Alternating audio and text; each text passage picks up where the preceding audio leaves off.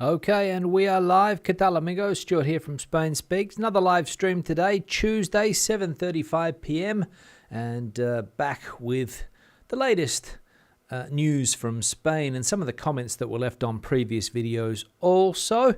We'll go through them at the end of the live stream. We'll also change the background. If I remember today to change to a user picture, somebody or people that have sent in pictures from around Spain, different pictures will go up on the background. And as I said, if I remember, I hope everybody here in Spain, if you're in Spain, you're having a fantastic public holiday today. The 1st of November, All Saints Day, national public holiday, meaning that every autonomous community in the country celebrates a public holiday, not like some other days where it's only celebrated in certain parts of the country. This is a national holiday, and we've got a few more national holidays coming up next month, the 6th and the 8th of December. So we've got to get ready for those ones as well. Now, plenty of activity in the chat section already. Let's see if I can go through and see what's happening here. Alan coming in from... we can't make it today, unfortunately, Alan, from San Diego. Elaine coming in from Chatham, New Jersey. Barbara coming in from Playa Flamenca. Sunny and warm All Saints Day there today. Gino coming in from Toronto. Keith coming in from Birmingham. And Brian coming in from La Morina down there in Alicante. Missed yesterday's live stream, did Brian, but caught up a bit later. I had some sound issues yesterday. You probably picked up on that I wasn't using I tried to use the broadcast mic, but I didn't have it switched on because I took the cable with me away, thinking that I might be able to do a live stream from my hotel room. But that wasn't the case, and I forgot to connect it again. So that's the reason why the sound was a bit off yesterday. You could still hear what I was saying, but it wasn't the clear broadcast quality like we have today. Now, first piece of news that we're going to go through. Let's have a look at this one here today. Energy tourism boosts long-term stays in Spain. The arrival of thousands of European retirees to the Canary Islands, Malaga or Alicante in search of a better climate to avoid the harsh winter in the UK, Germany or the Nordic countries is nothing new. The difference with respect to other years is the high price of gas. The contingency plans deployed by these countries to reduce energy consumption as much as possible, and the unprecedented increase in the cost of each household's monthly bill. In this context, hotels have detected an upturn in bookings for long-term stays with an average of between 2 and 3 weeks linked to this phenomenon. There has been a 5% increase in bookings for periods longer than 21 days compared to 2019, emphasized the Balearic hotelier Riu, which confines the phenomenon to the 18 hotels it has in the Canary Islands at the height of the high season. The main change that has taken place in the bookings has been the strong increase in arrivals from the UK, which is going to dispute Germany's first place as an issuing market. So there we go. Energy tourism starting to happen as the north of Europe gets cold, and people coming down to places like the Canaries, Malaga or Alicante to enjoy the nice autumn weather. And as we know, in the Canaries, all winter long, you get fantastic weather there. In places like Malaga and Alicante, it's a bit hit and miss. You can get a couple of weeks of cold weather there, but the days are normally sunny and warm in cities or provinces like Malaga and Alicante. If you're on the coast, that is. Another story would be if you're in Antequera, Malaga, which would be quite cold. But if you're in Malaga City, which is bang smack on the coast, you can get decent winters down there, or at least it has been my experience the times that I have visited that part of the world or that part of Spain during those cold months. And of course, people living in those places don't need to hear anything from me about that. That's why they are there, no doubt. All right, good. So let us know if you're in the UK, you're planning energy tourism this year. Let us know which destination you have chosen, or whether you have a house in Spain and you're going to spend a few months down here. No problems for Europeans, of course, to spend a little bit longer. I think 6 months they're able to spend, whereas people in the UK now limited to 3. But 3 months is better than nothing, especially in that December, January, February period when things can get cold. Maga coming in from El Campello. Howdy doody, Maga. Mark Chavez coming in from think Andalusia as well. Erica coming in from Terrassa, waiting to have the second round of panillettes. Cats are crazy about marzipan, according to Erica. Alma coming in from Benihofar with the hubby. 25 degrees. Yeah, surprising for this time of year.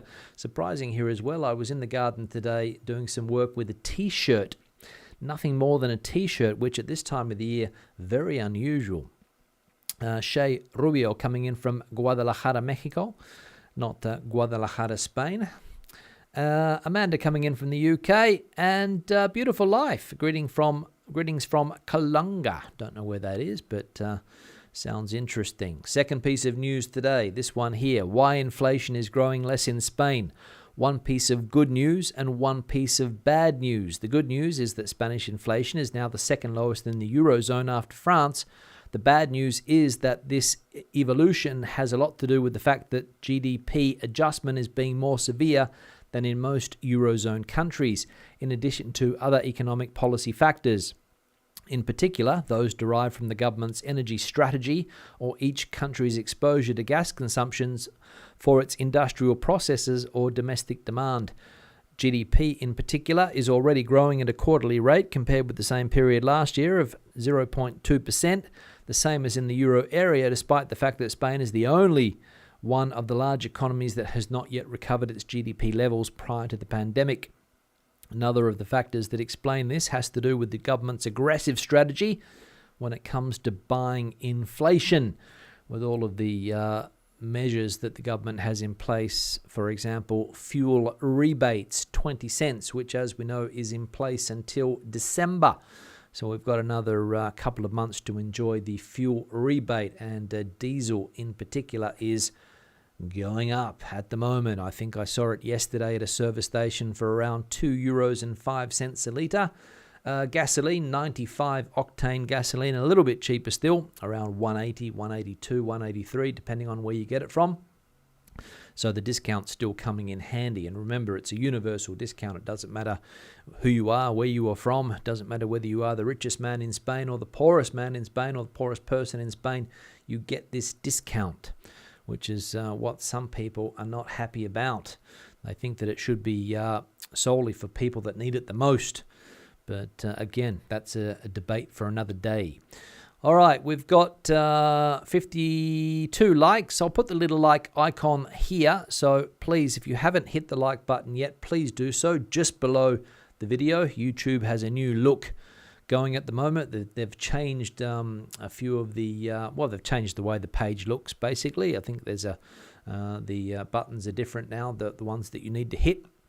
So a different look going on in YouTube. I like it. I am a fan of change. So it's a positive change in my opinion. Alan's in the chat section. Hello, Alan. Hope all is well there. I'll just get the like button off the screen. Prasen coming in from a cloudy Seattle. Wet months likely to set in after a long sunny summer. Philip coming in from East Tennessee. Babs coming in from Wales. And Grant coming in from Sierra, Asturias. And Chris coming in from Alora with the accent over the A. Alora in the glorious Valle del Sol. And Daryl, City fan, coming in from Barcelona. We'll get back to the chat section in just a minute. We'll get into the third piece of news today because there's a bit of news to go through. So let's have a look at the third one. Renting in Spain is already financially unaffordable for half of the Spanish provinces. In half of the Spanish provinces, renting has become unaffordable for a large proportion of Spaniards who now have to spend more than a third of their total income on rent. In the last year, the percentage of income spent on rent has increased across the board in Spain, rising from 26.4% in the third quarter of 2021 to 29.4% in the third quarter of 2021, which is close to the limit recommended by experts who set the threshold at 30%. However, salaries are not the same throughout the country, nor is the price of rent, so the economic effort to pay rent has not been the same throughout the country. Thus, there are provinces such as Barcelona or Guipúzcoa where tenants have to make a much greater effort than those in other provinces such as Madrid, Zaragoza, or Valencia. So for a lot of people, renting is financially unaffordable at the moment. In half of the Spanish provinces. So it's getting complicated. And what are the reasons for this? Well, I've got no idea, but there's not a lot of regulation in the renting market. I seem to get the idea that people sometimes make up the prices as they go along. And as we can see here, when you start to pay close to that 30% in some areas or even more in other areas of your salary, then it does things start to get tough to pay the rent every month. Because as we know, those prices are increasing. I think there's a rent moratorium or a rent limit set at the moment by the government that some landlords can't increase their rents by more than a certain percentage. I think that's in place until the end of the year as well. It might have been extended, not sure, but I'm sure that is keeping a lot of people's rents more or less affordable without going up according to inflation, which no doubt will happen as soon as that government rent cap disappears. But anyway, what can we do? Back into the chat section. Let's have a look. Ross, Albany, New York. Vincent coming in from Dublin. Janet coming in from Oxford. Angela coming in from a rainy Cork. Bill coming in from LA. And Ali coming in from Villajoyosa. And Remy coming in again from San Feliu. So good to see all of the regular viewers back here today after yesterday's unannounced live stream. I didn't announce it until a couple of hours before going live, so it caught a few people off guard, but people that were able to catch up later as well. Stan coming in from Poland, and also Ackett coming in from Oregon. Feliz Dia de los Muertos. Yeah, well, All Saints Day here in Spain, and Dia de los Muertos, I think, in Mexico. But here in Spain, All Saints Day, where people celebrate the death of loved ones, going to the cemetery, buying flowers and all of those things, keeping the graves looking nice and shiny. That's what they do today. Remember the people that have passed. Fourth piece of news, transport workers to strike again. Dates and sectors to be affected. Transport workers announced a new indefinite national strike on Saturday after a 5-hour meeting. A spokesman for the National Platform in Defence of the Transport Sector explained that during the meeting they held on Saturday in Madrid, the provincial representatives were in favour of calling again for mobilisation in the face of the passivity of the government in controlling the application of the rule which obliges shippers to pay prices which cover the costs of the service. The platform will consult its rank and file to make a final decision. Once they have made a decision, if they decide to go on strike, they will announce dates. It will now be up to the provincial delegates to convene members and transport workers in each district to decide next weekend, the 5th and 6th of November, whether or not they consider it appropriate to carry out a new indefinite strike. So, more than likely this is going to happen, a new transport workers strike. We had one earlier this year. I think it was back in March, maybe April, not sure of the exact month. And they paralysed certain sectors in the transport field. A lot of goods couldn't get through. Some basic goods couldn't get through, and that was a bit of a problem, especially when it came to, with eggs and things like that, milk. Some fresh products were stuck in the factories there for a while. Caused a bit of chaos back in the day, but it went away, and now they are threatening to strike again. So we'll see what happens.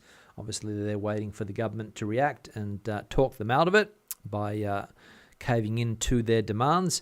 But as I said, more than likely, we will have another transport workers' strike in the near future. How long will it last? I have no idea, but we saw the previous one, I think, lasted for a couple of weeks at least. But again, don't quote me on that exact time frame. I can't really remember. But anyway. All right, Del Bosque Bay. Finally raining in San Francisco. Positive. We need rain, or at least we do here in Spain. Not sure what the water situation is like in San Francisco. Roberto San Jose coming in from Madrid. Debbie coming in as well from Catalonia, I think. Is it Debbie? Or Balearic Islands? Can't remember. What else we got going on here? Darren coming in from Margate, England. Are there any politicians in the Spanish government that are particularly wealthy? Rishi Sunak is a millionaire. His father-in-law is a billionaire. Yeah, not sure if we have that level of wealth in the Spanish government. Nobody comes to mind. Let me think. In the past, I think one of the richest politicians was here in Madrid, Esperanza Aguirre. She came from a noble family with lots of land around the country. Also married, I think, if I'm not mistaken, to the owner of quite a big real estate company called Aguirre Newman. Or maybe that's her brother, or that's the family. I can't remember exactly. But she's married to another nobleman, I think. So she was quite a wealthy politician, but can't think of anybody on that level of having a billionaire father-in-law. No, which is the case of Mr. Sunak, the new Prime Minister in the UK. So, no, we don't have anybody with that level. Of course, in the States, it's quite common to have wealthy individuals going into politics. We saw, well, I don't know whether Mr. Trump is rich or not. He says that he is, but people dispute that. But in Australia, we had quite a wealthy Prime Minister a few years ago, Malcolm Turnbull. Not sure if he's a billionaire, but got a fortune well into the tens of millions at least. So that was an example down there. I think he was the first of his kind at that level of wealth. But, well, that's it. Obviously, people vote for these politicians, and people know in advance that they are wealthy. They get into these positions. So we'll see if he's able to use some of his business nous to turn the economy around in the UK. We'll see.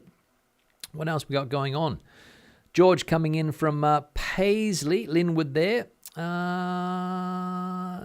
Okay, Debbie's coming to the end of her 3 months in Spain, then heading back to the States.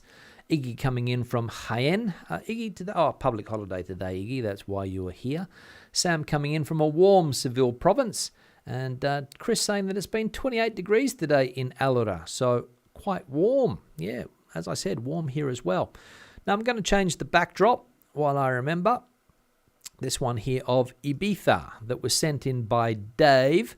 And it's a nice picture from obviously where they were having lunch there in Ibiza. A nice view of the water. A nice one of these terraced areas here where you can have a nice lunch overlooking the water. So thanks, Dave, for that picture there of Ibiza. And the other ones that you sent in as well, which I'll get around to putting up. But I'll put this one up today because it looked like a nice picture for the viewers to see today. Now, let's have a look at the final piece of news today, or maybe the second last, not sure. Let's have a look. We saw that one. The Verano, the weather here in Spain, half summer, half autumn, returns from the weekend and will last throughout the first half of November. If you thought that the cold and rain were here to stay this time for good, you can dismiss the idea because the warm temperatures are back again. The drop in thermometers since last Sunday will be short-lived. By the middle of next week, the mercury is expected to rise again and the summer is expected to return for at least the first 2 weeks of November. This is confirmed by the State Meteorological Agency, AMMET. This drop in temperatures is temporary. It is true that these days are cooler than in the past, but they are normal for the time of year. Next Friday, there will be another drop, which will bring the first night's frosts on the plateau, typical of this time of year.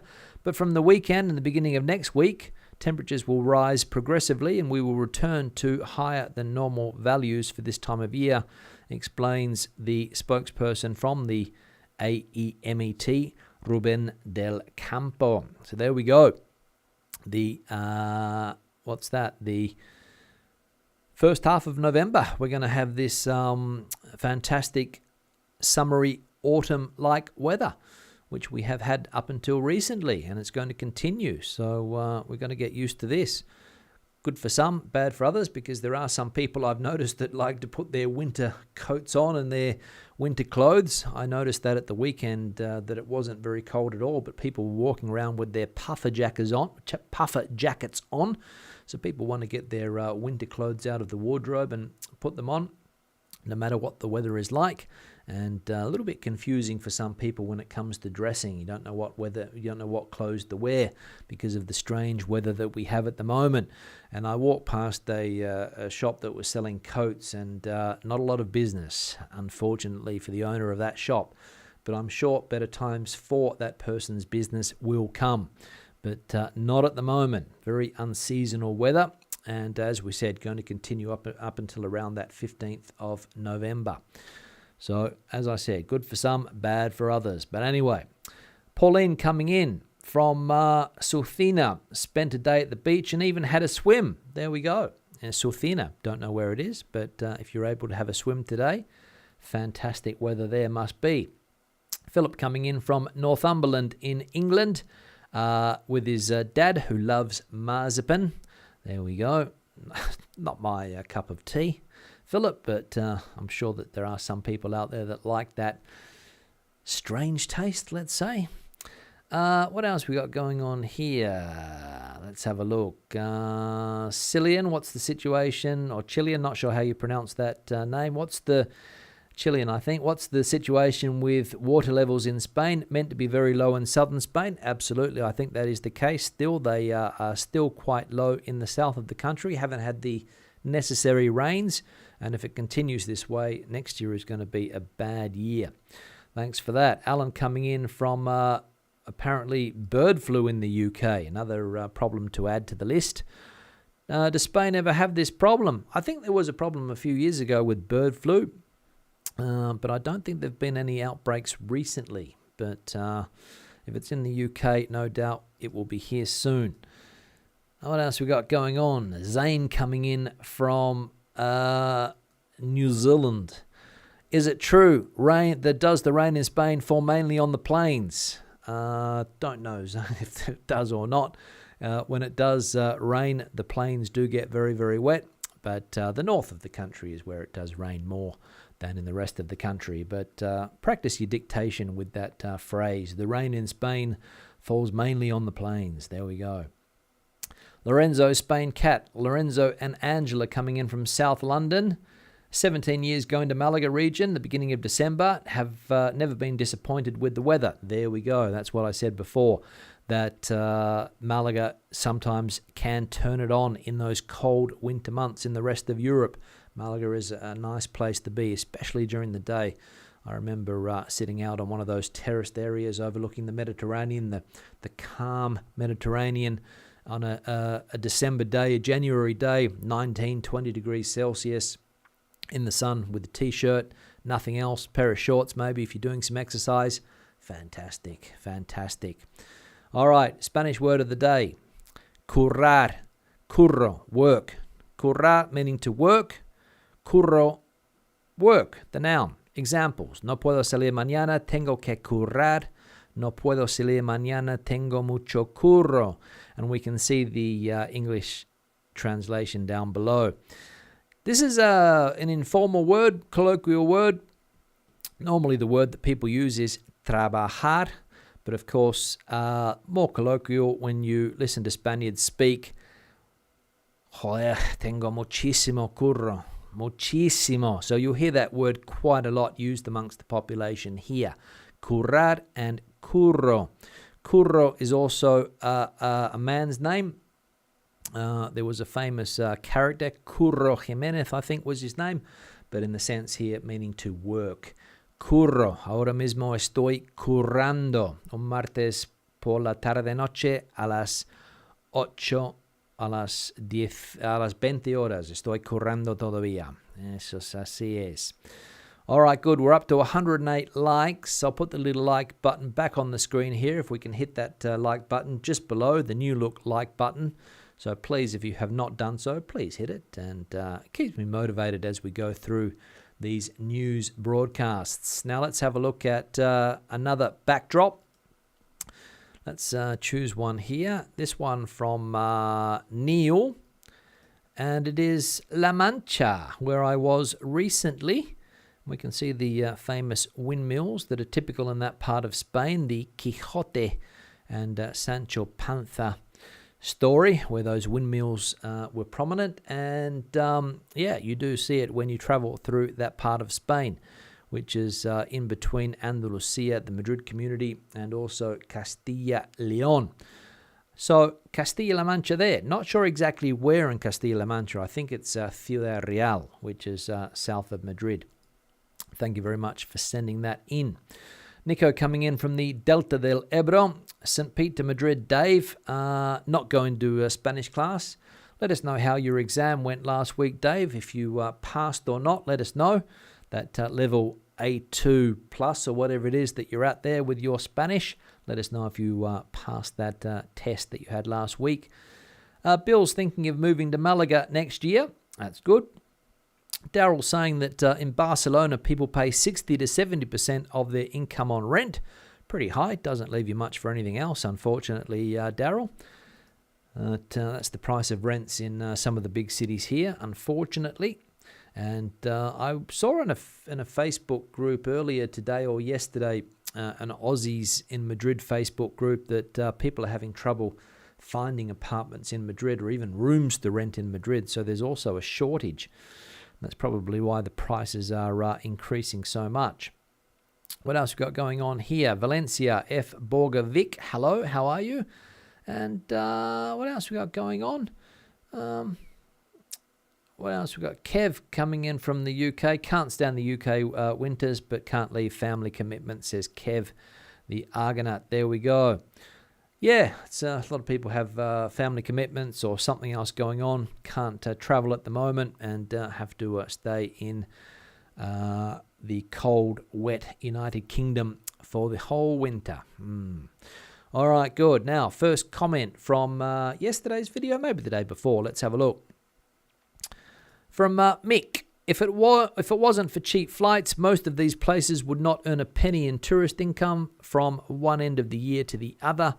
Yeah, we saw that the other day, Mick, that cheap flights, the introduction of cheap flights or these low-cost airlines has changed the way people travel, and it has meant that it's very easy for the majority to travel to these destinations, weekend travel, short-term travels, and a lot of places have become very, very busy with tourists, and the locals are complaining, unfortunately.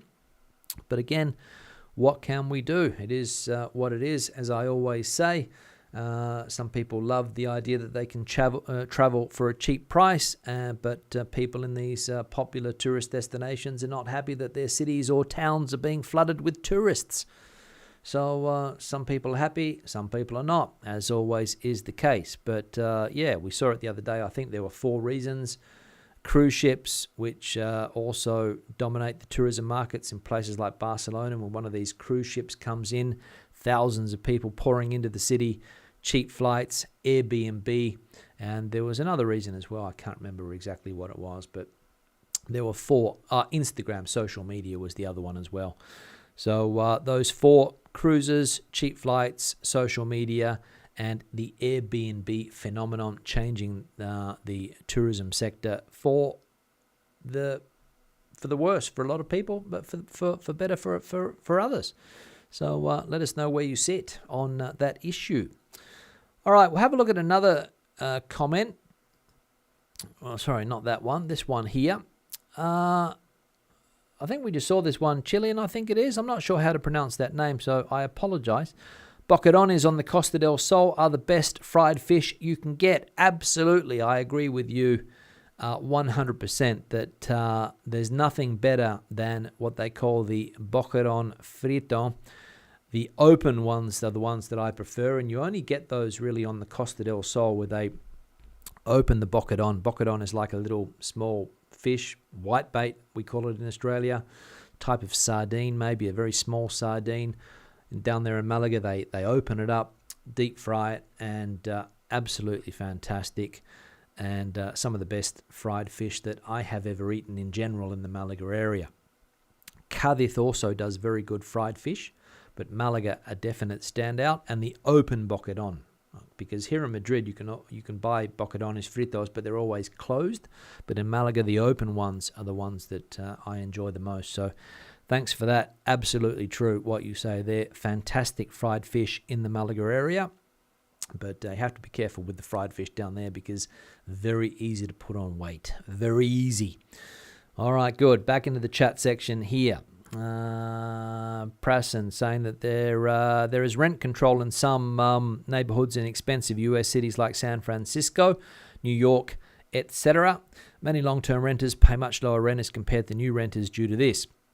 Yeah, they had something similar back in the day here in Spain. Prasen was called Renta Antigua, where rents were frozen at the time. And I met a girl who the family had been living in an apartment in a very nice area in Madrid, and she was paying something like 60 euros a month for an apartment, which other people were paying, 1,000 euros a month for. And the problem with her apartment was that because she was on this renta antigua, or the old rent scale, if you like, the landlord basically wanted her out at all costs. So there was no renovation works done on the apartment. Paint was falling off the walls. Everything had to be done by her if she wanted to get something fixed, because the landlord refused to do it because he just wanted her out, basically. He wanted market rental prices, not this renta antigua. But the contracts were binding, and I think she's moved now, but she was there for a long time, or her family. She took it over from her mother, I think. She was living there for a long time with this continuous contract, paying around 60, 70 euros a month for a very nice apartment in a very nice part of Madrid. So Spain has had rent controls back in the day, and but I don't think there's any talk of bringing in something similar to that. But there are caps on rent prices at the moment, but they're only temporary because there are lots of people that have invested in the rental market here. A lot of these big US funds have invested in the rental market, and they don't want permanent rent caps. So that's pressuring the government as well at the moment. But back in the day, there was no pressure on the government because the government did whatever they wanted 50 or 60 years ago, and that's what they did. Brian coming in from Madrid Centre. Oh, lucky Brian living in Madrid Centre, paying high rents there. Brian, let us know what you're paying if you rent. I'm not sure, Brian, if you rent or not. Let us know what you are paying there in the Madrid Centre for your apartment. Let us know. If you think the price is reasonable, Brian, let us know. What facilities you've got. Maybe you've got a swimming pool. Maybe you've got a nice garden area there. Maybe you've got, maybe you're close to all of the facilities in the local area. Let us know, Brian, what you're paying there. I'm sure it is, and let us know if you are experiencing increases in prices, or if there is a cap on your rent, Brian. Please, I would love to know.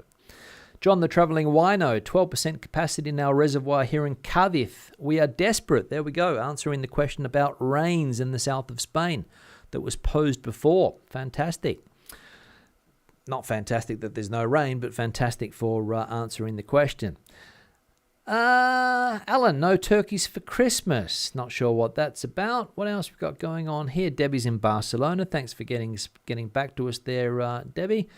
Del Bosque saying that California now in the third year of drought. Rain is desperately needed. Here too, Del Bosque Bear. What else we got going on here? Carol coming in as well from the chat section. And Showman Bailey coming in from a rainy Swansea there in Wales, United Kingdom. Now let's have a look at another comment. This one here. Let me see if I can find it here quickly. From Vimal. We moved to Spain last week. It's shocking to see Barcelona is full of dog pee and smoking in public places. Don't know why the government is not coming up with any policy to stop this. Yeah, well, lucky it's only dog pee, Vimal, because here where I live, it's the other dog pollutant, if you like, which covers the ground, and people make no effort to pick it up, and it's absolutely shocking. And in Barcelona, obviously, it's a problem as well, and dog pee on the side of buildings. I've noticed some people walk around with bottles of water nowadays and clean it, which is a good thing to see. And when it comes to smoking, Vimal, welcome to Spain, basically, and the outdoor seating areas at bars and restaurants. People love to sit down, have a ciggy, and throw it onto the street when they finish. Very common activity, or into a tree. If they've got a tree next to where they're sitting, they'll chuck it into the the base of the tree. And sometimes you'll go to one of these places and there'll be 50, 60, 70, 80 cigarette butts sitting there. Nobody bothers to pick them up. But as I said, welcome to Spain. People still love to have a smoke or a ciggy or a fag, as we used to call them back in the day. But I think that that word is now no longer used. But anyway, what can we do? Smoking is allowed at a lot of these outdoor seating areas and in public spaces as well. But you'll see it all the time that people walk around with a cigarette and just throw it out onto the side of the street. And maybe a street sweeper will come by and pick it up. Maybe it'll go into the drain and wash into the river system, which also is a problem. But anyway. Now, let's have a look at another background. Let me think. What one have we got here? This one from CV. Don't know what the name of the full name of this person is, but it's a place called Serón. I think it's in Andalusia. Thank you very much for this one. It's a nice rural setting. So thank you very much to mix it up a bit there. Chat section here. Remy asking a question. Stu, does Spain have the drought or bust weather like Oz? They are experiencing 3 years of non-stop rain. Drought will come again. So will it rain heaps here in time to come?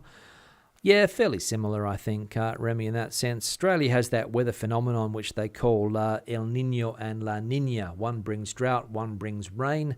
I think it's La Niña at the moment down there on the east coast of Australia. The west coast has a different weather pattern, of course. But the east coast of Australia is drenched with rain currently and has been, as you say, here for the last few years. And drought was the problem before that. So, dry or pouring with rain. There's no in between. And some parts of Spain do experience this. When I first came here, there was a drought, or there had just been a drought before.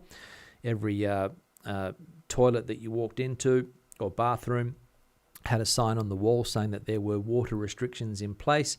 Haven't seen that for years now because rains have been fairly frequent, but there are some parts of the country which are experiencing this drought or bust weather, unfortunately. They can't seem to get it right at the moment when it comes to this. And as we know, water is going to be one of the big problems going forward in a country like Spain as it gets drier and drier and drier. So let's hope that there is a change. Now we're up to the 37-minute mark, so only a few minutes to go. 143 likes. I'll just put that little like icon back up on the screen again. So if you haven't done so, please just hit the like button below. We'll see if we can get up to 150 likes, which would be a decent amount for today. Kev works in cybersecurity. Thanks for that, Kev. Obviously a conversation going on there. Marianne saying here, Dia de Muertos, All Saints Day, All Souls Day in Southern California and Mexico. There we go. Different names for the same day around the world. Killian, there we go. Thanks very much for that. I wasn't sure about that. Obviously an Irish name. Sorry for that. Some of these Irish names trip me up every now and again. They pop up in the chat section or the comment section. I have to go to the internet to work out how to pronounce them. That's my lack of Irish culture for you there, as Brian knows well. What else we got going on here? Let's see if I can find some chat to go through here. Let's have a look just quickly before we finish. If not, I'll go to another comment. Let's have a look. Del Bosque talking about the price that they pay for rent in San Francisco. Luckily, we're not at these prices yet. Belinda, I think your name is. San Francisco, 5,000 euros for a 2-bedroom house. 1 bedroom, 2.5 to 3. Mortgage often much cheaper if you can manage it generally. So there we go. Out of control rent prices in San Francisco. Fortunately, we're not at that level yet here in Madrid, but only a matter of time, I believe, if things continue in the same direction. Thanks for that, Belinda. All right, one more comment. Let's have a look. From John, talking about Halloween. I passed out candy to 178 kids this Halloween. The most was 278 a few years back. We had nice weather, nice time seeing all the costumes and hanging out with the neighbours. So there we go. Nice community spirit down there, giving candy to the kids. I said yesterday that I didn't have any lollies or candies or treats for the kids because I went away and couldn't buy them. Somebody in the comment section said that that's no excuse because Halloween happens on the same day every year. So you can plan in advance. But the fact of the matter is, and I'll reply not to the comment that we just saw, but to the comment criticizing me about not having enough sweets for the kids ringing my doorbell, is that I don't think about Halloween, basically. I don't think about the day. I don't celebrate the day, and that's why it's not in front of mind, basically, like it would be in some other places. Or if you come from the tradition. When I grew up in Australia, we didn't have the tradition of Halloween. In fact, I've never been trick-or-treating in my life, except when I came here and had a child, and when he was 5 or 6, we went out a couple of times trick-or-treating. But apart from that, I had never seen it, never done it, except for in movies from the United States. That's my experience with Halloween. And that's why, as I said, I don't have it front of mind when the day comes around. Unfortunately, I was too busy buying other treats and other snacks for the video that I did the other day, which are more typical here, the buñuelos and the huesos de santo, and not necessarily Halloween treats for the kids. But I'll put it in my calendar for next year and see if I can get out and buy some treats to keep the kids happy, as John did there. Not sure where John is, but probably in a place where there is a community spirit for Halloween. We've got a super chat here from John. Thank you very much for that. $9.99. Thank you very much. As I said, greatly appreciated. Let's have a look. Brian saying that I remember, Stuart, when smoking was allowed in bars, people sat in the bar area blowing smoke into the hams curing above their heads. Probably added to the curation process, Brian, I would say. The smoky atmosphere. And I remember those times quite well, that you would go into any bar or restaurant or cafe here in Spain, and you would have somebody next to you smoking a cigarette. And the best thing that ever happened here was when that was banned. It was a controversial decision. In Madrid, the local government at the time decided that they didn't want to go through with the prohibition. So they set up special areas inside restaurants and bars where people could smoke, similar to airport smoking points. If you've been to some airports around the world, sometimes you have a little box where people that smoke can go into and smoke. They did that here in Spain back in the day. I think it was in the probably early 2000s maybe. But a complete ban came in, and as I said, the best thing that ever happened when it comes to the bar and restaurant scene in this country, because I would quite often go in and have my croissant a la plancha, and I'd have somebody smoking, because it was quite common to see people smoking while they were having their breakfast. Put the cigarette down, have a bite, have a smoke, piece of their toast or croissant, and it was really annoying. But thankfully that has gone away, and I, like you, Brian, remember those days well, but as I said, fortunately gone forever. Now, 42 minutes. I'm going to wrap the live stream up. Thank you very much for watching today. Thank you very much for your participation in the chat section. Thank you very much for hitting the like button. And thank you very much for the people that hit the dislike button. And I'll see everybody in the next live stream, which will be on Thursday at 7:35 p.m. We'll do the same thing again. Hope to see you there. Have a great rest of the day. If you're here in Spain, enjoy the rest of the public holiday. Back to work tomorrow. Hasta luego. Hasta entonces. Adiós.